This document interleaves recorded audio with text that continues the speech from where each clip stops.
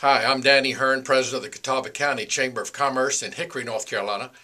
I'm also proud and honored to be the Chairman of the Board of Trustees of the U.S. Chamber Institute Program.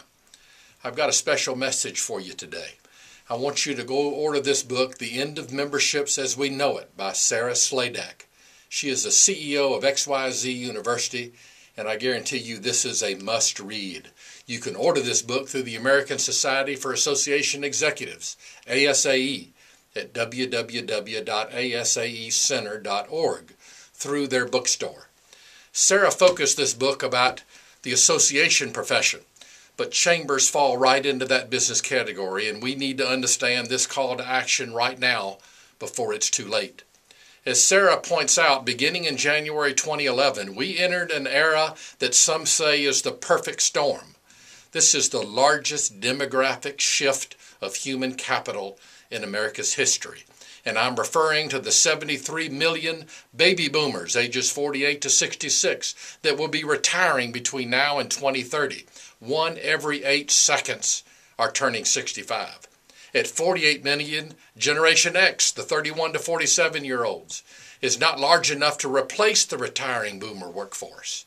And at 80 million, the Gen Ys from 17 to 30 is a larger generation than the boomers and will outnumber them by 2015. These are 20-somethings and teens that have a rough entry into the workforce during these tough economic times. Gen Y's full potential really hasn't yet to be discovered. The real question here is, are our nation's employers, and I'm talking about our chamber members, prepared for this substantial shift in human capital? You can learn more about this research report by Sarah called America's Aging Workforce at her website. If you'll go to www.xyzuniversity.com, you can click on America's Aging Workforce and see exactly what I'm talking about. So what does this have to do with the Chamber and the Institute program? We are not only entering into a workforce crisis across this country, but this will also be changing the way chambers and association industries are managed forever.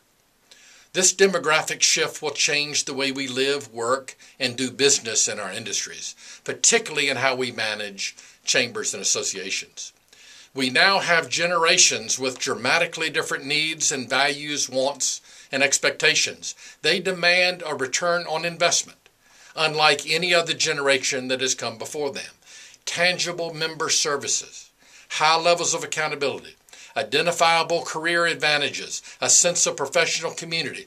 All of these opportunities, they look to serve within chambers and associations under their rules. Like it or not, joining a chamber or association doesn't necessarily top the next generation's lists of things to do. The dominance that chambers and associations once celebrated is now crumbling, according to Sarah. Membership has lost its meaning amid an audience that no longer needs or wants to be members, particularly because of technology and partly because of differing values shared by these younger generations. In other words, technology and demographic shifts are rendering chambers and associations irrelevant. We had better heed Sarah's message. If our boomer-centric organizations do not change now, we will likely be extinct by 2020, in Sarah's words. YPs are driven by personal happiness.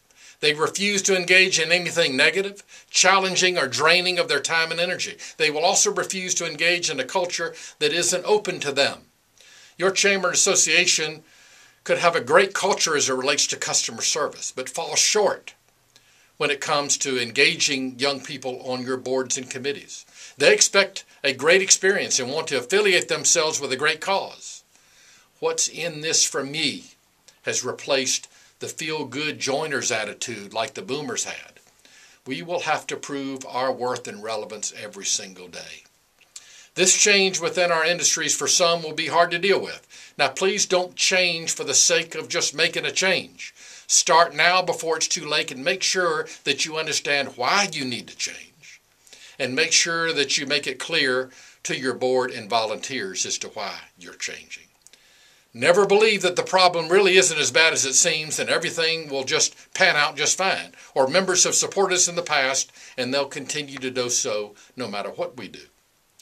The U.S. Chambers Institute program will be bringing this message to the forefront this summer with a new core class called Innovate or Die that I'll be teaching along with Chuck Ewart. Creativity and innovation and the ability to embrace these generational changes will be priority one in this class to help our industry leaders prepare for what's here now and what's coming over the next 10 years. The secret to our chamber and association success hinges on one thing, and that's member benefits. The under 45 crowd could not care less about your organization's history, insurance discounts, or annual meeting. They want an opportunity to learn, an opportunity to lead and make a difference. They will invest only if the membership benefits them personally and professionally and also benefits their community or industry.